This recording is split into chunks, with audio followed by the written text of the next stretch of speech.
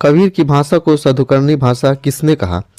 Option दिए गया है आचार्य हजारी प्रसाद द्विवेदी, डॉक्टर राम कुमार वर्मा, आचार्य रामचंद्र शुक्ल, परशुराम चतुर्वेदी। तो ये भी एग्जाम की दृष्टि से काफ़ी महत्वपूर्ण है। तो इसका सही उत्तर हो जाएगा आचार्य रामचंद्र शुक्ल ने। अगले प्रश्न पर आते हैं कि कबीरदास की मृत्यु कहाँ हुई थी? तो ए काशी में, बी मगहर में, सी बनारस में, डी इलाहाबाद में। ये भी महत्वपूर्ण प्रश्न है। मगहर में हुई थी, इसका सही आंसर ये होगा। अगले प्रश्न पर आते हैं कि कबीर की सर्वाधिक साखियाँ रचित है किसमें? दोहा, सोरठा, रामायणी, छप्पे।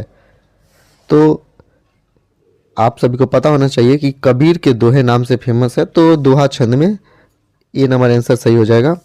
अगले प्रश्न पर आते हैं, कबीरदास किसके समकालीन कहे जाते थे? तुलसीदास, विद्यापति, रैदास, कृष्णदास। तो यहाँ सही आंसर हो जाएंगे रैदास। अगले प्रश्न पर आते हैं, रामायणी किसकी रचना है? तो जैसा कि पहले हम लोगों ने देखा कि सबद साखी रामायणी कबीरदास जी की है, तो 12 का ए आंसर हो जाएगा आपका रामायणी कबीरदास जी की है। अगले प्रश्न पर आते हैं, किसके समान कोई सगा नहीं? माता, पिता, गुरु, परमात्मा। तो यहाँ पे आप हो जाएगा गुरु के समान कोई सगा नहीं। अगले प्रश्न को देखते हैं कि कबीर के अनुसार संसार में सर्वश्रेष्ठ जाति है? हरिजन, ब्राह्मण, वैश्य, क्षत्रिय। तो कबीर के अनुसार कौन हो जाएंगे? हरिजन, हरि का जन। अगले प्रश्न पर आते हैं, जीही घड़ी गोविंद नाही उस घर में क्या होगा? अंधकार, प्रकाश, दीपक, समृद्ध।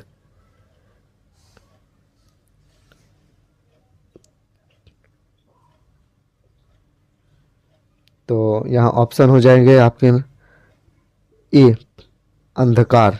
जिस घर में गोविंद नहीं है वहाँ पे अंधकार होता है। अगले प्रश्न पर आते हैं कि किस भाषा का तानाशाह कहकर संबोधित किया गया?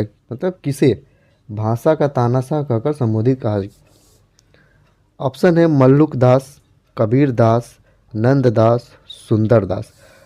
तो हम लोगों ने कबीर पे देख रहे हैं, तो जाहिर से इसका आंसर कबीर दास होगा, और सही भी है। कबीर दास जी को भाषा का तानाशाह कहा जाता है।